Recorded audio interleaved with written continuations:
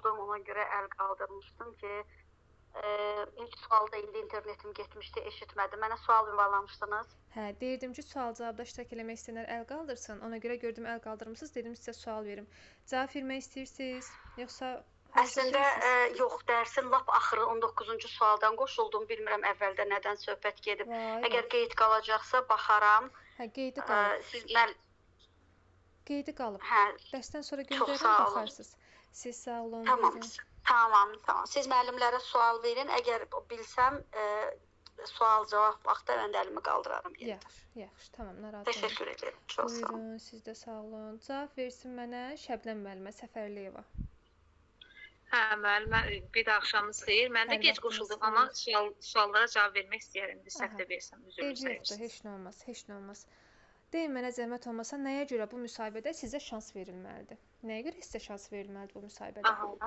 Mənə ona görə şans verilməlidir ki, mən öz peşəmi çox sevirəm, müəllimlik peşəsini çox sevirəm və uşaqlarla işləməyi, şagirdlərlə işləməyi çox sevirəm. Ona görə mənə şans verilməlidir məncə. Biraz qısa oldu, düzdür.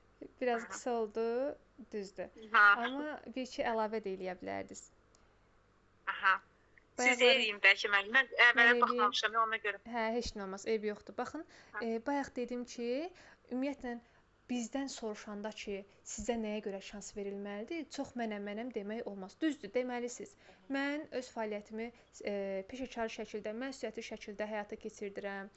Şagirdləri daim mərkəzdə diqqətdə saxlayıram. Şagird yönümlü fəaliyyət həyata keçirdirəm, dərs keçirəm, nə bilim, interaktiv təlim metodlarından istifadə edirəm demək olar. Amma biz nəyə vurğulasaz daha yaxşı olar? Vurğulaya bilərsiniz ki, düşünürəm ki, bu suala mən cavab verməsəm daha yaxşı olar. Çünki mənim fərqimi siz müsahibə zamanı daha yaxşı görəcəksiniz. Ola bilər bir xüsusiyyət digərlərində daha yaxşı olsun, ola bilər məndə. Amma, bax o amadan sonra başlayırsınız bayaqları dediklərinizi əlavə eləməyə, danışmağa. Ki mən hər zaman məsuliyyətliyəm, işimi peşəkar şəkildə həyata keçirməyə çalışmışam, hər zaman şagird yönümlü metodlardan istifadə etməyə çalışıram, hər zaman interaktiv metodları öyrənib dərsimdə tətbiq etməyə, istifadə etməyə çalışıram, daim şagirdlərimi inkişaf elətdirirəm, onlara təkcə bilik, bacarıq yox, həmçinin şəxsiyyətini də düzgün formalaşdırmaq üçün əlavə dəyərlər formalaşdırmağa çalışıram deyə bilərsiniz. Razılaşırsınız mənlə? Aydındır mənim, çox sağ olun. Siz sağ olun. Əvvəl biraz təvazökarlıq eləyin. O dəqiqə deməyin, mən beləyəm, mən eləyəm. Yox, o dəqiqə o cavabı verməyin. Əvvəl təvazökarlıq eləyin, deyin ki, bu suala siz daha yaxşı cavab verə bilərsiniz. Çünki mənim fərqimi siz müsahibə vaxtı daha yaxşı görəcəksiniz. Ondan sonra əlavə eləyin ki, amma mən filan xüsusiyyətlərə malikəm və pedaqoji fəaliyyətimdə filan şeylərə fikir verirəm. Aydındır? Aydındır. Əla. Yaxşı, cavab versin mənə zəhmət olmasa Ceyran müəllimə Rəhimova. Bəli, axşamınız xeyir müəllimə. Hər vaxtınız xeyir, xoş gördük. Ceyran müəllimə, şagird ev tapşırığını yerinə yetirməyibsə nə edərsiniz? Əgər şagird ev tapşırığını yerinə yetirməsə, ondan dərsdən sonra nəyə görə yazmadığını araşdıraram. Bir problem varsa onu yönləndirərəm və yaxud valideynlə danışaram. Davamlı olsa valideynlə danışaram, amma bir dəfə olsa onu bağışlamaq olar da, araşdırıb sonra qaydaları lazımdır ki, yazmaq lazımdır da. Əlavəsi olan varmı? Yoxdursa izah eləyim. Deyim müəllimə. Deyin. Əgər şagird ev tapşırığını yazmıbsa, bunu bilərəkdən edirsə, şagirdlə dərsdən sonra danışıb müəyyən səbəbləri araşdıraram. Əgər bilmədən edibsə, günahından keçmək olar, bu bir dəfə olur. Əgər bilərəkdən edibsə, valideynlə əlaqə saxlayıb, əməkdaşlıq edib, bu məsələni valideynlə də söhbət edərəm və şagirdin nə səbəbdən bilərəkdən tapşırığı yerinə yetirmədiyini valideynlə müəllim birlikdə həll edəsə daha yaxşı olur, səmərəli olur. Mənə elə gəlir ki, ondan sonra şagird tapşırığı yerinə yetirəcək. Aydındır. Başqa bir şey olan əlavəsi olan? Onlar fikir bildirim, axşamınız xeyir, necəsiz? Çox sağ olun, siz necəsiz Reyhan müəllimə? Müəllimə. Əgər mən maraqlanaram, ola bilər ki, şagird mən izah elədiyim tapşırıq mövzunu başa düşməyib, bəlkə onun əsasında tapşırığı yazmayıb. Ona yenidən dərsi izah eləyərəm, yön göstərərəm, istiqamət verərəm ki, bu yöndə çalışsaydın daha yaxşı olardı.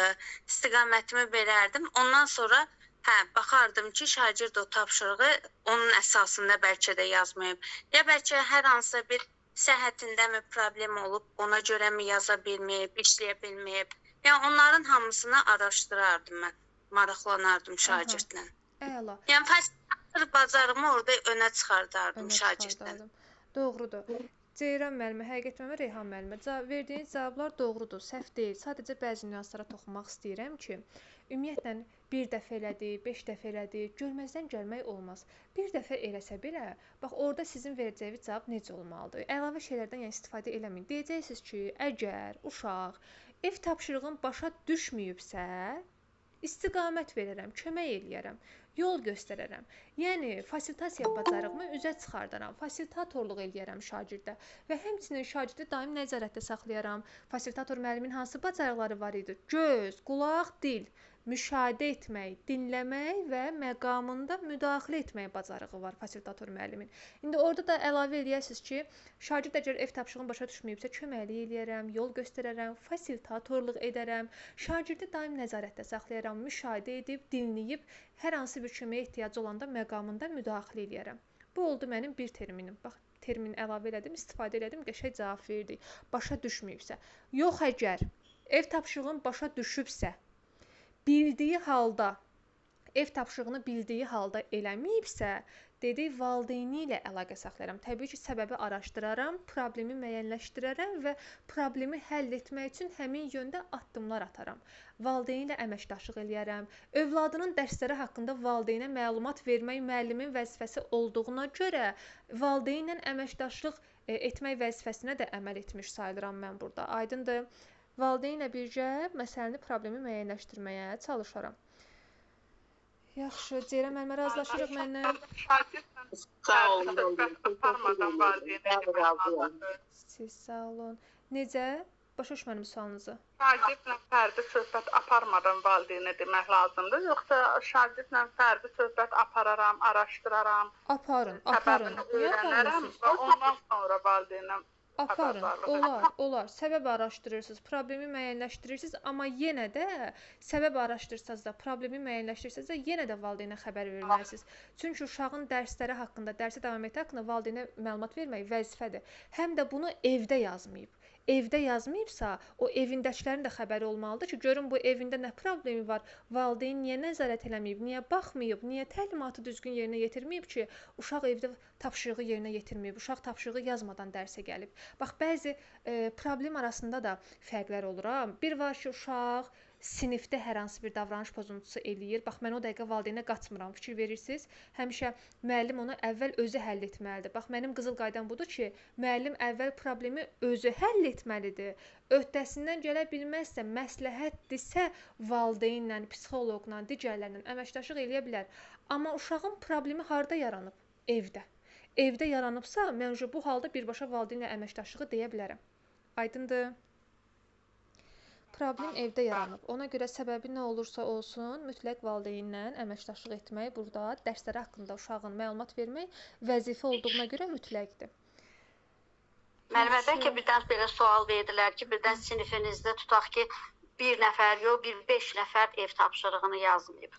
Və siz hər birinə vaxt ayırdıqca dərs pozulur. Bunun nətər yolu var?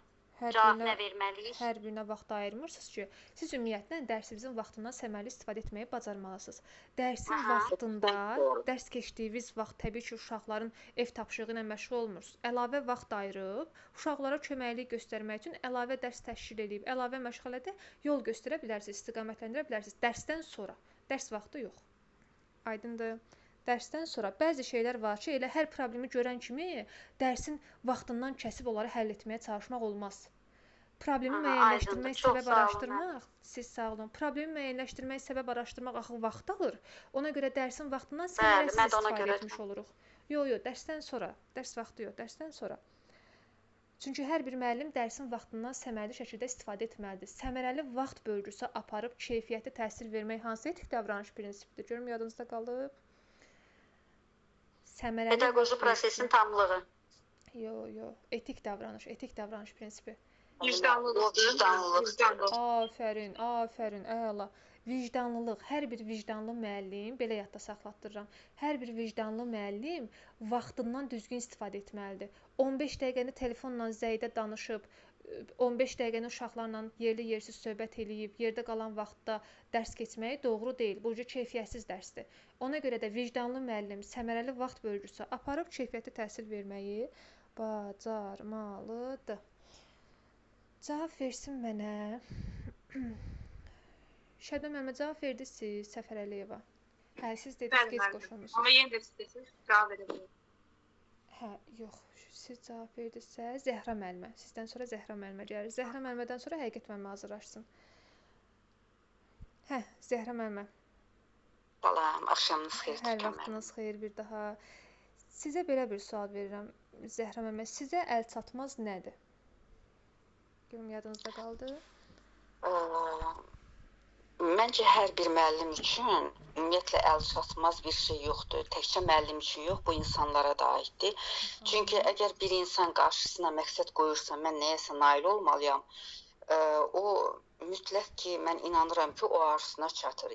Və bunun üçün də mütləq özü üçün bir yol seçməlidir, özünə bir plan qurmalıdır və bu planı qurmaq üçün müəyyən vaxt ayırıb onu həyata keçirməlidir və əmək sərf eləməlidir. Əgər belə olarsa, məncə insan öz istədiyinə çatar. Ona görə də mənim üçün və hər bir müəllim üçün əl çatmayan bir şey yoxdur. Afərin, düppədüz. Yetər ki, onu ürəkdən istəsin və çalışsın. Afərin, əla. Tamamilə doğrudur, düppədüz. Zəhra müəllimə, mən sizdən razı. Cavabınızdan razıyam deyə heç bir əlavə eləmirəm. Çox sağ olun Türkan müəllimə. Siz sağ olun. Ümumiyyətlə insan bacarmadığı bir şey yoxdur. Sadəcə olaraq demək lazımdır ürəkdən. Təbii ki. Bəli. Şəkildə davam etmək lazımdır. Ay, sağ ol. Kimləri 5 ilə istədiyi nəticəni alır? İkinci dəfə alınmadı, üçüncü dəfə. Yəni insan hər dəfə yıxılanda qalxmalıdır, addımlamalıdır. Türkan müəllimə, bu ilə çox üzr istəyirəm, qısa da bir, yəni düzdür orada qeyd eləmirəm. Bu ilə sertifikasiyadan keçməyən müəllimlərə də aiddir. Yəqin ki, hərəsi üçün bir çətinlik olub. Mənim üçün də çox böyük çətinlik idi. Mən demək olar ki, 35 ildən sonra belə deyim də sıfırdan başlayıb kimyadan imtahan verdim və daha yüksək nəticə əldə edə bilərdim. Deməli insan qarşısına məqsəd qoyanda, doğrudan məqsəd qoydum, vaxt ayırdım ki, mən buna yəni bu ada yenidən qazanacağam. Və qazandım və çox sağ olun. Bu yolda da sizin də əməyiniz çox oldu. Kurikulumu o qədər sevdirmisiniz ki, yəni bilmirəm necə ayrılacağam bundan sonra ondan. Çox sağ olun hər şey üçün. Nə xoş mənə var olun. Nə vaxt istəsəz dərslərimizə qoşula bilərsiniz. Nə vaxt istəsəz. Qapım sizə hər zaman, ürəyimiz sizə hər zaman açıqdır. Təşəkkür edirəm Türkan müəllimə. Çox sağ olun. Siz də sağ olun. Həqiqətən sizləri eşitmək mənim üçün çox xoş olar. Həqiqətən. Yaxşı. Zəhra müəllimə bu arada sıfırdan hazırlaşıram deməyi sizi çaşdırmasın. Onun ixtisası fərqli idi. Amma ixtisası kimi olsa da başqa sahə üzrə çalışırdı deyə. Onun üçün ona görə biraz çətin olmuşdu. Sıfırdan hazırlaşmışdım. Həm də uzun bir müddət, yəni 35 il keçib. Demək olar ki, heç bir gün də olsun işləməmişəm kimya müəllimi kimi. Ona görə yəni mənim üçün biraz çətin oldu, amma maraqlı oldu. Yəni bu biraz əziyyətli oldu, amma maraqlı. Öhdəsindən yaxşı gəldi amma həqiqətən. Çox sağ olun. Siz sağ olun, uğurlarınız bol olsun, daimi olsun inşallah. Çox sağ olun, sizin də yolunuz daimi açıq olsun. Çox sağ olun, var olun. Desin mənə, desin. Həqiqət müəllimə. Hazırlaşsın Səidə müəllimə Həsənova. Həqiqət müəllimə sizə sualım belədir. Məktəblə ailənin işbirliyi şagirdə sizcə nə verir, nə qazandırır? Müəllimə, məktəblə ailənin işbirliyi əgər müəllimlə ailənin o elə soruşursunuz da, hə? Bəli. Bəli, müəllimlə ailə. Məktəblə ailənin işbirliyi şagirdə nə verir? Məktəblə ailənin işbirliyi müəllim ailədəki valideynin sözlərini, davranış və şagird üzərində fəaliyyəti üst-üstə düşərsə müəllimlə ailədəki valideynin. Aha. bu uşağın gələcəkdə həyatda formalaşması üçün, inkişaf etdirməsi üçün, şəxsiyyət kimi yetişdirməsində təsir göstərir. Valideyn və müəllim bir-birini tamamlamalıdır da, yəni ikisi də eyni fikirdə olmalı uşaq haqqında. Əla, bəli. Müəllimlə valideynin davranışları üst-üstə düşməlidir ki, şagirdin nəticəsinə, bəli, müsbət təsir göstərsin. Həm mənəvi cəhətdən, həm də akademik cəhətdən. Əla. Məsələn, özümdə bir nümunə götürdüm. Tutaq ki, müəllim uşağı bir necə deyim, tərbiyələndirici söz deyib bir tərəfə çəkirsə, ailə onu dəstəkləməlidir. Deməməlidir, müəllim özü üçün deyir, boş ver.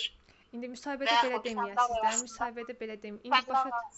Yox, orada deməyəcəm, sadəcə başa düşürəm. İndi belə fikirimi, o dediyim cavabım özümdə aydınlaşdırdığım cəhəti deyirəm. Bildim. Hə, siz başa düşdüyünüz formada mənə çatdırırsınız ki, mən yox, aydındır, amma orada belə demək olmaz. Bax, bayaqçı cümləni deyin ki, müəllimlə valideynin davranışları üst-üstə düşməlidir. Ailədəki valideynin sözləri, davranışı şagird üzərində eyni olmalıdır. Eyni olmalıdır. Valideynin fəaliyyəti üst-üstə düşməlidir ki, bu şagirdin gələcəkdə həyatda formalaşmasına, inkişafına, şəxsiyyət kimi yetişməsinə təsir etsin. Düzdür. Əlavə də eləmək istəsəz, əlavə eləyə bilərsiniz ki, bax orada ağlınıza ümumiyyətlə əgər bax üçbucaq varsa, müəllim şagird valideyndən söhbət gedirsə, verilən sual bu üç arasındadırsa, sizin ağlınıza bilsiz hansı mövzu gəlsin? Müəllim şagird, müəllim valideyn münasibətləri. Hər üçünün olduğu mövzu.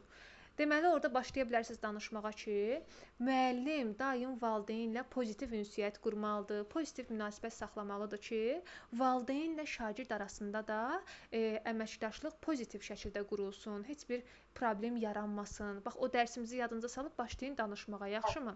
Xüsusiyyətləri. Müəllim-valideyn əməkdaşlığı. Bəli, müəllim-valideyn əməkdaşlığı pozitiv qurulmalıdır, pozitiv ünsiyyət, pozitiv mühit yaradılmalıdır ki, valideynlə şagird arasında da əməkdaşlıq pozitiv şəkildə qurulsun. Üstəgəl də bu şagirdin həm akademik, həm mənəvi nəticəsinə müsbət təsir göstərsin, heç bir problem yaşanmasın. Psixoloji cəhətdən də şagirdlər üçün səmərəli bir mühit qurulsun. Aydındır? Bax, bu kimi nüansları vurğulaya bilərik. Afərin həqiqət müəllimə, əla. Desin mənə zəhmət olmasa Səidə müəllimə. Səidə müəllimədən sonra hazırlaşsın Səadət müəllimə. Səidə müəllimə, qorxu ilə fobiyanın fərqi nə oldu? Qorxu ilə fobiyanın fərqi. Müəllimə bayaq izah elədiniz də qorxu nədir, fobiya nədir? Müəllimə, qorxu oldu ki, insan nədənsə qorxur, həyəcanlanır da. Məsəl üçün, işıqlar sönəndə insanlar qorxur da, həyəcan keçirdir. Amma fobiya elədir ki, məsəl üçün, mən bilirəm ki, ilan məni sanca bilər, mən ondan qorxmalıyam, bilirəm də bunu da. İnsanda fobiya yaranır, özündən asılı deyil. Uşaqlarda da olur, məktəbə qədər uşaqlarda da olur ki, uşaqlar məktəbə gedəndə başlayırlar, fobiya yaranır uşaqlarda. Qorxu yaranır ki, müəllim onu döyə bilər, həyəcanlanır, özündən asılı deyil də bu. Elə bir ki, insan öz daxilindən gələn bir şeydir də müəllimə. Qarışdırdınız. Fərqi demək lazım. Bəli. Qarışdırdınız. O uşaq məktəbdən bilirsiniz nəyə görə qorxur? Yaxşı nümunə çəkdiniz. Uşaq məktəbə gedəndə niyə qorxur? Çünki məlumatsızdır. Çünki onun içərisində o qorxudur, o fobiya deyil. Hə, siz siz dediniz qorxu, fobiya yaranır. Hə, o qorxudur. Aysə, o qorxudur, o fobiya deyil. O qorxudur. Məlumatsızlıqdan yaranan bir duyğudursa, o qorxudur. Amma zaman keçdikcə fikir verirsinizsə, uşaqlar... Məsələn, məni sanca bilər, o fobiyadır. Məsələn, mən məlumatı var ki, ilan, məsəl üçün, təhlükəli heyvandır da. Məsələn, onu bilirəm ki, ilan sandır insanları. Bu, özümdən asılı deyil, fobiya yaranır. İlanı görən kimi özümdən asılı deyil. Doğrudur, fobiya yaranır məndə. Bəli, məlumatlı ola-ola yenə də içimizdə təşviş hissi, qorxu hissi varsa, bu fobiyadır. Bu fobiyadır, bəli. Aysel, amma məlumatsızlıqdan bir yaranan duyğudursa, bu qorxudur. Afərin, əla. İndi uşaq nümunəsinə qəşəng gətirdiniz, əla. Əgər uşaq təzə məktəbə gedəndə, məktəbə hazırlıq ərəfəsində, ibtidai sinifdə, ələxsusda uşaqlar qorxurlar, qorxu hissi keçirdirlər. Niyə? Çünki məlumatsızdırlar, adaptasiya olmayıblar. Aysel, o qorxudur. Amma get-gedə məlumatlı olurlar, get-gedə öyrəşirlər, adaptasiya olurlar deyə o qorxu hissi keçir. Qorxu yaranmır uşaqlar. Uşaq həvəslə gedir də. Uşaq bilir ki, məktəbə gedəcək, yandakı ətrafında uşaqlarla tanış olacaq. Onda fobiya yaranmır da. Qorxu yaranmır onda. Düzdür, bəli. Afərin, əla. Əsas odur ki, o fərqi başa düşmüsünüz. Başa düşmədiyiniz bir şey varmı Səidə müəllimə? Vəziyyət yaxşıdır? Şükür müəllimə sizin sayənizdə. Allah sizdən razı olsun. Allah sizdən sağlıq versin müəllimə. Cümləmizdən Deyir ki, sizə də. müəllimləri qabağımıza çıxardır inşallah. Müəllimə nəticəmiz yaxşı olar. İnşallah, inşallah ümid edirəm. Heç şübhəm yoxdur. İnşallah ki, yaxşı olacaq. Amin inşallah. Yaxşı. Cavab versin Səadət müəllimə Qafarlı. Bəli, müəllimə. Səadət müəllimə, şagirdlərlə işləməyin hansı çətinlikləri var sizcə? Belə deyim də müəllimə, ümumiyyətlə təcrübəmdən deyim ki, yəni müəllim adını daşıyan hər bir şəxs müəllimdə idarəçilik, təşkilatçılıq, əməkdaşlıq bacarığı o qədər yüksək olmalıdır ki, müəllim yəni sinifdə rast gələcək hər hansı bir hadisəyə dərhal hazırlıqlı olmalıdır. Düzdür. Məsələn, əgər idarə etmə baxımındandırsa, şagirdlər hansısa bir deyək ki, səhvə yol verirlərsə, yerdən danışırlarsa və ya da başqa şagirdə mane olurlarsa, onda deyək ki, onlarda qoyulan gözləntilərdir, qaydalardır, bunları xatırlatmaq lazımdır. Yox, əgər hansısa bir tapşırıqla bağlıdırsa, yenə də ona fərqli yanaşmaq lazımdır. Aha. Səhv heç nə demədiniz, düz dediniz. O cavab da qəbul olunandı. Amma yadınıza gəlir, mən dedim ki, şagirdlərlə işləməyin belə cavab verə bilərsiniz ki, bəzi çətinlikləri var. Kimin yanında qalıb mən dediyim?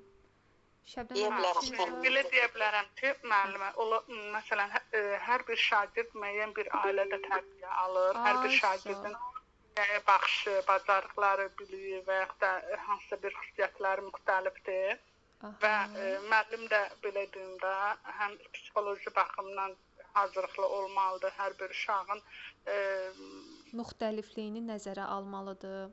Müxtəlifliyini nəzərə alaraq dərsini keçsə, mühit yaratsa, onlar üçün sağlam psixoloji mühit qursa, təbii ki, bu çətinliklərin öhdəsindən gələ bilər. İndi gəlin bir dəfə də ümumiləşdirək. Deməli, belə bir sual verilir ki, şagirdlərlə işləməyin hansı çətinlikləri ola bilər? Siz də deyəcəksiniz ki, şagirdlərlə işləməyin müxtəlif çətinlikləri ola bilər. Çünki hər bir şagird müxtəlifdir. Çünki bəzi şagirdlər hiperaktivdir, bəzi şagirdlər çünki ümumiyyətlə bütün şagirdlər müxtəlif ailə tərbiyəsi görüblər.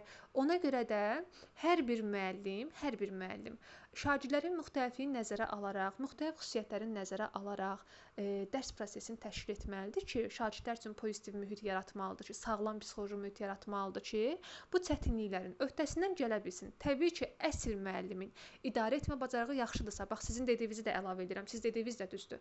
Hər bir müəllimin əgər idarə etmə bacarığı yaxşıdırsa, üstəgəl də şagirdlərin müxtəlifliyini nəzərə alırsa, təbii ki, bu çətinliklərin öhdəsindən gələ bilər. Əsl müəllim bu çətinliklərin öhdəsindən gəlməyi bacarmalıdır. Əvvəldə vurğulayırsınız, təbii ki, çətinlik yarana bilər, filan səbəblərdən yarana bilər. Çünki üstəgəl də bu çətinliklərin öhdəsindən əsl müəllim bu cür nə etməlidir, gəlməlidir. Necə?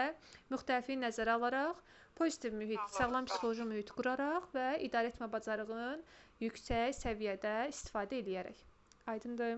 Allah bir əlavə edin, bir dənə də zəhmət olmasın. Olar, niyə olmaz? Olar. Mən ümumiyyətlə mənim düşüncəmdə mən elə fikirləşirəm ki, müəllim əvvəlcə uşağa özünü sevdirməlidir, şagirdə. Sonra fənnini sevdirməlidir. Yəni bunu orada demək olarmı? Olar. Müəllim özünü sevdirmək üçün məsələn nə etmək lazımdır? Uşaqların biliyi, bacarığını, dünya görüşünü, xarakterini əvvəlcə müəyyənləşdirməlidir. Ona yönümlü olmalıdır. Yəni şagird olmalıdır. Və sonra isə fənnini. Yəni biz adi orta məktəbdə də biz də oxumuşuq. Biz hansı bir müəllimi sevməyəndə onun dərsini belə oxumaq istəmirdik. Amma hansısa fənn bizə çətin gəlsə də o müəllimi sevirik deyə biz onun fənnini sevə-sevə də oxuyuruq. Ay sağ ol. İndi gəlin sizə. Sevdirməlidir. Düzdür. Yəni bunu həyat təcrübəmdə də eləyirəm mən və daha çox deyək ki, uşaqların marağı oyanır. Düzdür, düz deyirsiniz. Əvvəl müəllim tarix fənnini oxumağa uşaqların daha çox marağı oyanır. Hətta heç tarixi sevməyən uşaqlar var, şagirdlər var, inanırsınız onlar da oxuyur. Müəllimi sevir deyə oxuyurlar. Düzdür. Qısa konkret müəllim əvvəl özünü sevdirməlidir uşaqlara ki, pozitiv mühit yaratmalıdır, pozitiv ünsiyyət qurmalıdır ki, şagird nə etsin? Həmin fənn müəlliminin fənninə də sevgi bəsləsin. Yəni fənnin də sevsin, onu bəli, maraq göstərsin. Ay sağ ol, öyrənməyə belə deyim də cəlb olunsun. İndi gəlin sizə belə bir termin deyim. İndi xüsusiyyət ağlıma gəldikcə o terminlər yadıma düşür. O termindən də istifadə edə bilərsiniz. Hansı termindən bilirsiniz nə?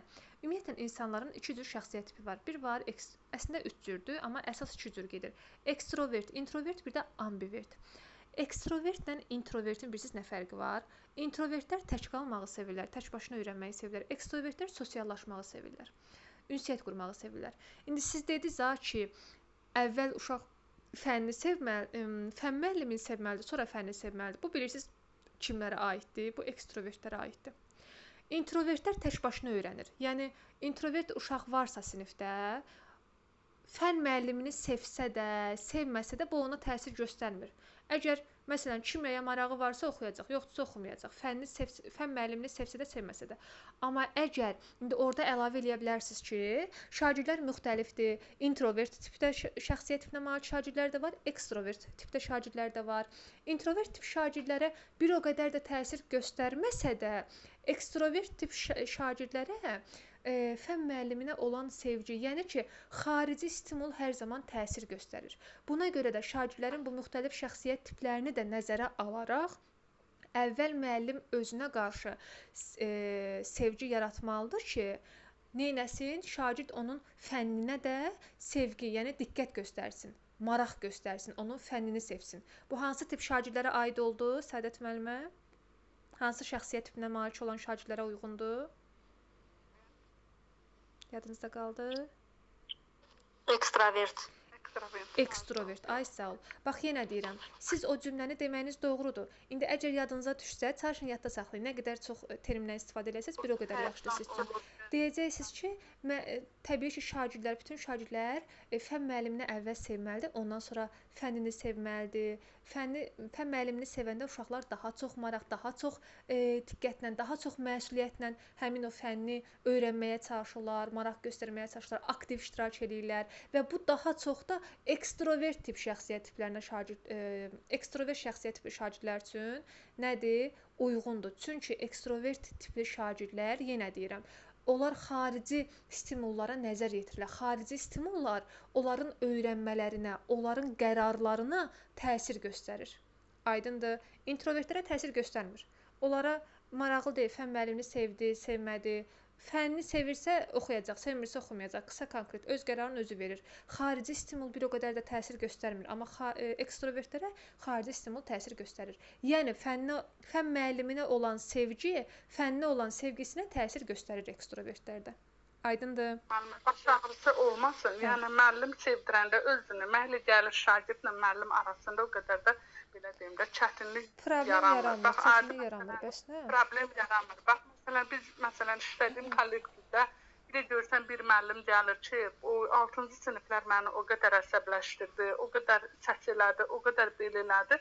Mən hətta ondan sonra mən girsəm və yaxud da o müəllimdən qabaq mən girsəm də mənim dərsimdə o problem yaşanmır. Və onda dərk edirəm ki, deməli müəllim ola bilər özünü sevdirmir və yaxud da idarə etmə bacarığı yoxdur. Bəli. Amma ən əsası ən başda duran müəllimin özünü sevdirməsidir. Bəli, fənli olan sevgidən də şagird müəllimi sevirsə, lap belə hiperaktiv uşaq da olsa, şagird də olsa, o müəllimin dərsində müəllim gəlir özünü normal aparır. Düzdür. Amma bu hər zaman işə yaramır. Yəni bütün şagirdlərə aid deyil. Fənnə olan sevgidən də çox şey asılıdır. Razılaşıram sizlə. Səhv demirsiniz. Fənnə olan sevgidən də asılıdır, müəllimə olan sevgidən də asılıdır. Üstə gəl də idarə etmədən də çox şey asılıdır. O qədər sakit müəllimlər var ki, sakit, mülayim müəllimlər var ki, uşaqlar onun başına çıxır. Nə olsun, müəllim özünü sevdirib, sakitdir, uşaqların istəklərini nəzərə alır, uşaqların sevgisini qazanıb, amma uşaqlar onun başına çıxır. Niyə? Çünki idarə etməsi zəifdir. Belə məqamlar da var. Ona görə idarə etmədən də çox şey asılıdır. Düz deyirsiniz. Həm fən müəlliminə olan sevgi, həm də idarə etmə. Aydındır. Həm də müəllimə orada müsahibədə demək olmaz. O müəlliməni saymırdılar, o müəllimə idarə eləyə bilmir. Ümumiyyətlə başqası haqqında mənə elə gəlir ki, heç nə demək olmaz, qətiyyən. Bir də müəllimə sizə bir sual verim. Bu dediyiniz ekstravert, introvert, bu fərd-daxili şəxslər arası ilə eynidirlər. Bax, o nədir? O nədir? Fərd-daxili tipidir. Fərd-daxili şəxslər arası. Fərd-daxili ilə introvertə uyğundur. Ekstravertə də şəxslər arası. Ay, sağ ol, düzdür. O intellekt tipidir. 8 dənə intellekt tipi var. Bu isə tiplər. Bəli. 3 dənə şəxsiyyət tipimiz var. Siz sağ olun. 3 dənə şəxsiyyət tipi var. introvert, ekstrovert, ambivert. Bu Carl Jung'un şəxsiyyətin tipləri nəzəriyyəsinə aiddir. Yəni bunu araşdıran Carl Jung'dur. Amma siz dediyiniz şəxslər arasıdır, fərd daxili intellektdir. Bu intellekt tiplərini isə Howard Gardner yazıb, alim.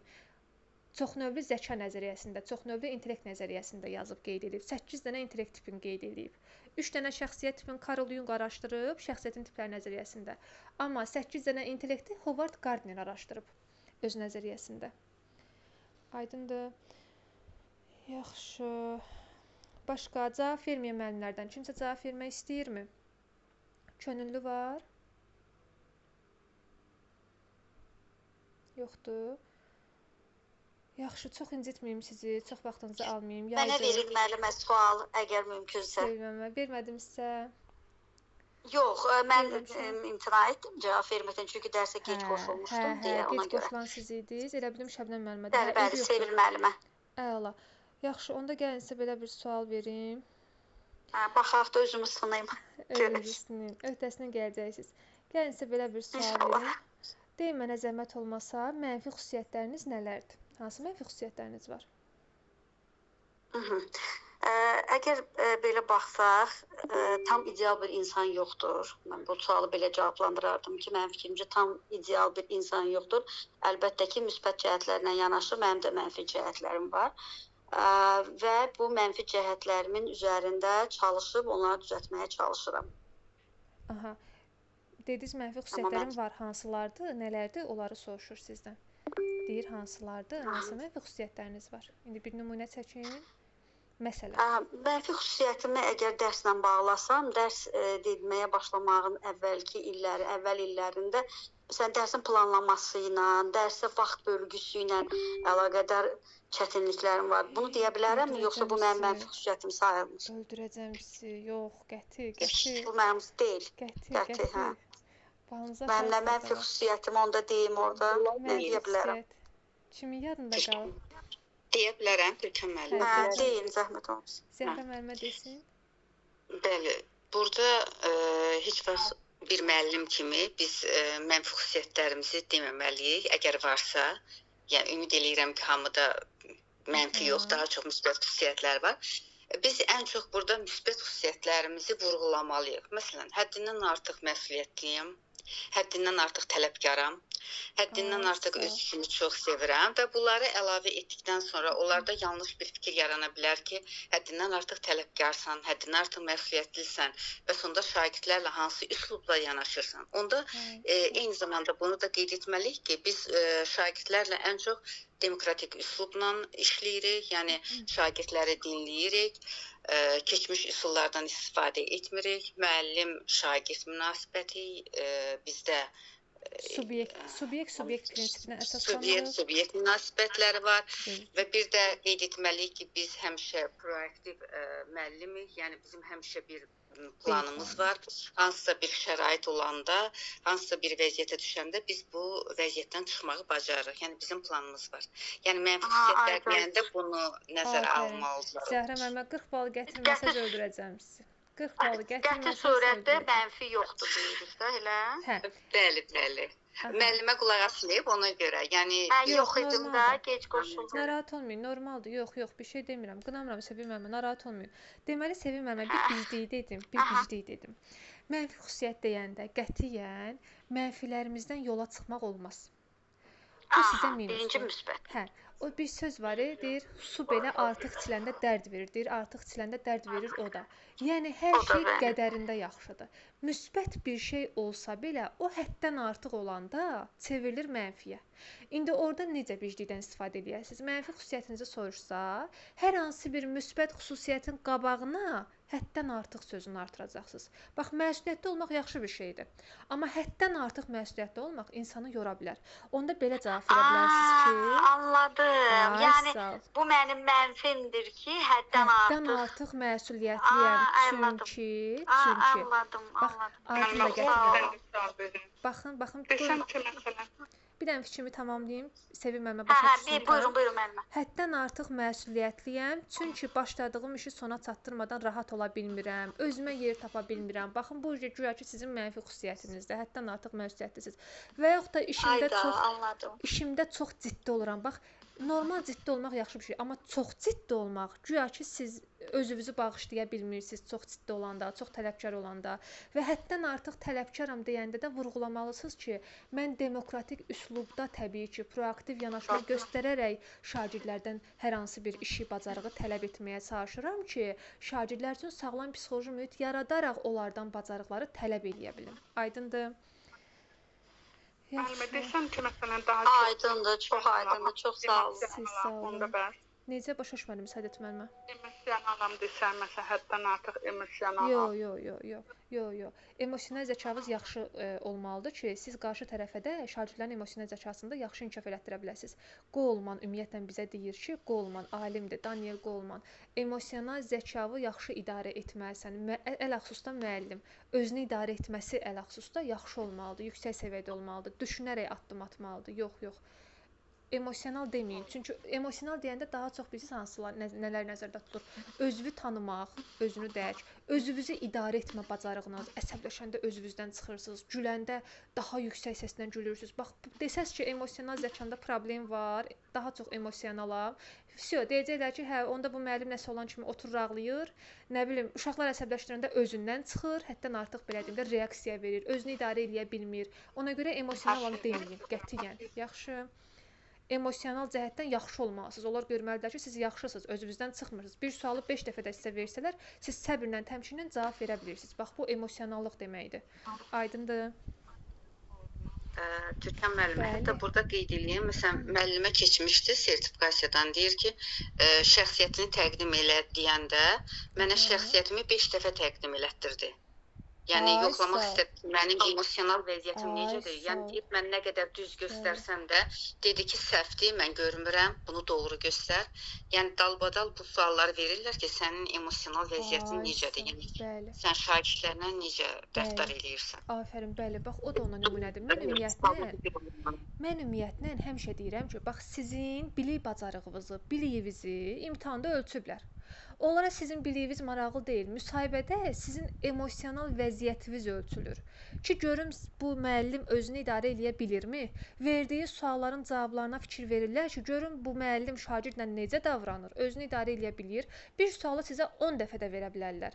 Əgər siz orada qaşqabaq eləsəz, göz süzdürsəz, bu sualı bayaqlarda demişdiniz desəz, yəni belə deyim də, özünüzdən çıxsaz tez 5 dəfə sual verdiklərinə görə özünüzdən çıxsaz, onlar deyəcəklər ki, hə, bu müəllimin emosional intellekti aşağıdır. Yadınıza gəlir, sizə kurikulumda keçmişdik zəkada. İnsanın 2 cür zəkası var. Bir rasional zəkası, bir də emosional zəkası. Sizin rasional zəkanızı ölçüblər. Sertifikasiya imtahanında ölçüblər. Keçmisiniz. Rasional zəkanız yüksəkdir. Bunlara rasional zəkanıza sizin şübhələri yoxdur, şübhəsizdirlər. İndi orada sizin hansı zəkanızı ölçürlər? Emosional zəkanızı. Bəli, emosiyalarınızı. Ki görün bu müəllimin idarə etməsi necədir? Motivasiyası varmı, yoxmu? Özünü tənzimləyə, idarə edə bilirmi? Özünü tanıyırmı?